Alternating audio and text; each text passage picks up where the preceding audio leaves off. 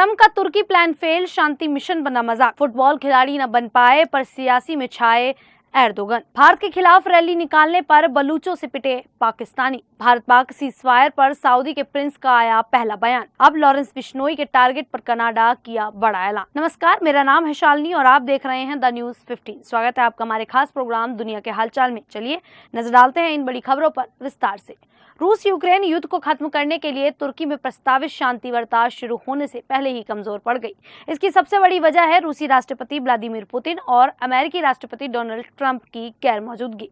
Putin ने वार्ता में शामिल होने से साफ इनकार कर दिया, जबकि ट्रंप ने 24 घंटे में युद्ध खत्म करने का दावा किया था, जो अब खोखला साबित हो रहा है। क्रेमलिन ने रूसी प्रतिनिधिमंडल के नाम घोषित किए, जिसमें पुतिन का नाम नहीं है। इसकी अगुवाई उनके सलाहकार व्लादिमीर मेडिंस्की करेंगे और उनके साथ कुछ अन्य अधिकारी होंगे। इससे साफ है कि पुतिन खुद तुर्की नहीं जा रहे, जिससे पहले दौर की वार्ता से कोई बड़ा नतीजा निकलने की उम्मीद कम हो गई है। यूक्रेनी राष्ट्रपति जेलेंस्की ने कहा कि जब तक रूस अपने प्रतिनिधियों की जानकारी नहीं देगा कि कोई कदम नहीं उठाएगा।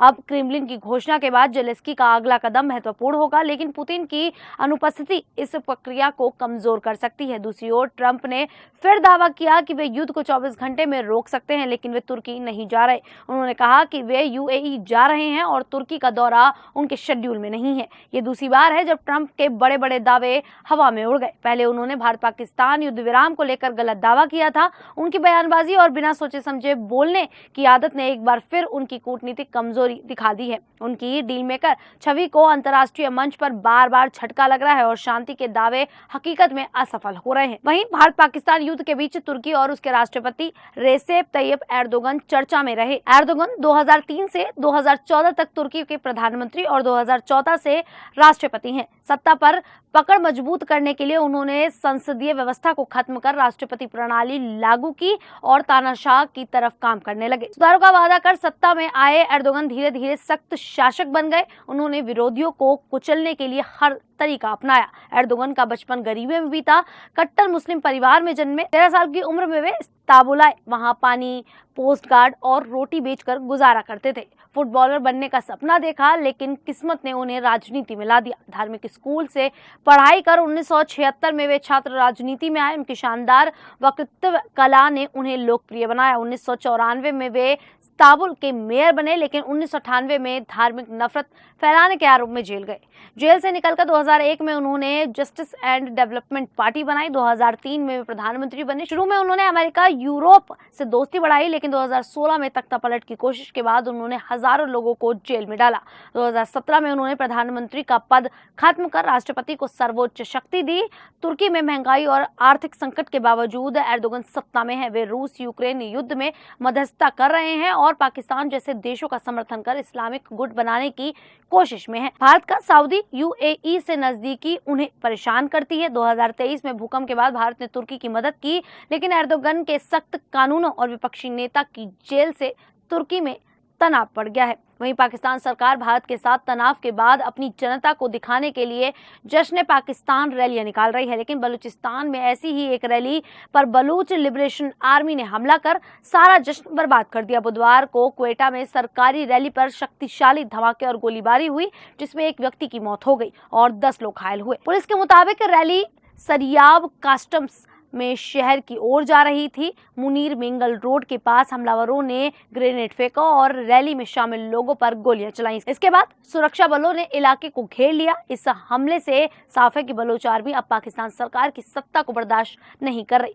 घायलों को क्वेटा के सिविल अस्पताल और बोलन मेडिकल कॉम्प्लेक्स ले जाया गया। रैली में शामिल महबूब अली नाम के व्यक्ति के अस्पताल में मौत हो गई। रैली का नेतृत्व पाकिस्तानी पीपल्स पार्टी के नेता अली मदद जात कर रहे। सरफराज बुगती भी इसमें शामिल थे। हालांकि सुरक्षा कारणों से मुख्यमंत्री भाषण देकर पहले ही चले गए थे।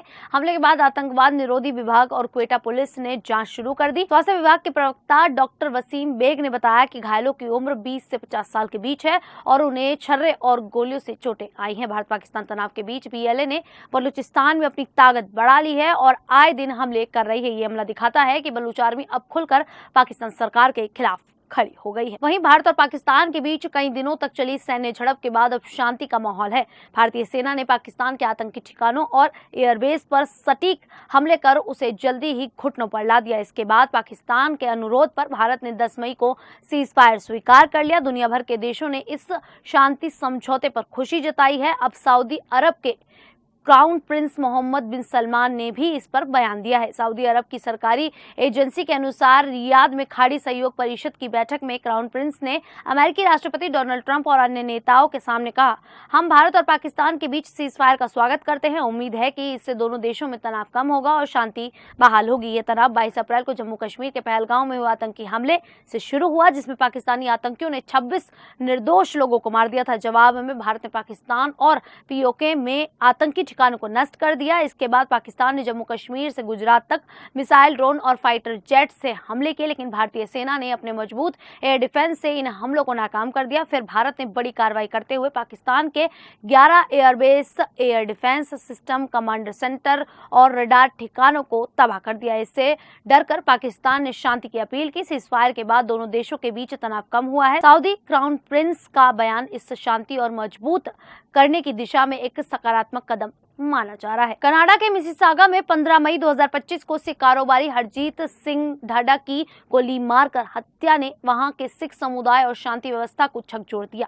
इस हत्या की जिम्मेदारी भारत के कुख्यात लॉरेंस बिश्नोई गैंग ने ली, जिसने सबको चौंका दिया। अमेरिका में मौजूद गैंगस्टर रोहित गोदारा और गोल्डी बराड ने सोशल मीडिया पर दावा किया कि उन्होंने यह हत्या की और कनाडा अब उनके निशाने पर है।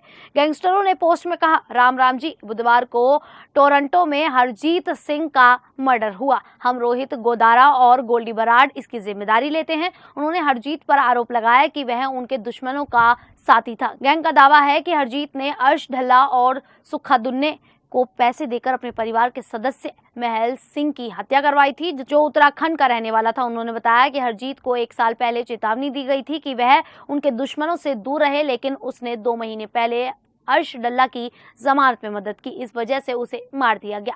गैंग ने धमकी दी कि जो भी उनके दुश्मनों का साथ देगा उसका यही अंजाम होगा। इससे साफ है कि बिश्नोई गैंग अब अंतर्राष्ट्रीय स्तर पर अपने विरोधियों को निशाना बना रहा है और कनाडा उनका नया ठिकाना बन रहा है। हरजीत सिंह कनाडा में एक सफल बिजनेसमैन थे और सिख समुदाय में उनकी अच्छी पहचान थी। उनकी हत्या के बाद कनाडा की पुलिस के सामने गैंग वॉर रोकने की बड़ी चुनौती है। पंजाब से जुड़े गैंग्स का कनाडा तक नेटवर्क और वहां हो रही हत्याएं दिखाती है कि भारतीय गैंग वॉर अब वैश्विक हो चुकी है। अब इस पूरे मामले को लेकर आप लोगों की क्या राय है, आप हमें कमेंट करके जरूर बताइएगा। फिलहाल अभी के लिए इतना ही, फिर हाजिर होंगे ऐसी ही देश और दुनिया से जुड़ी बड़ी खबरों के साथ। तब तक के लिए देखते रहिए द न्यूज़ 15।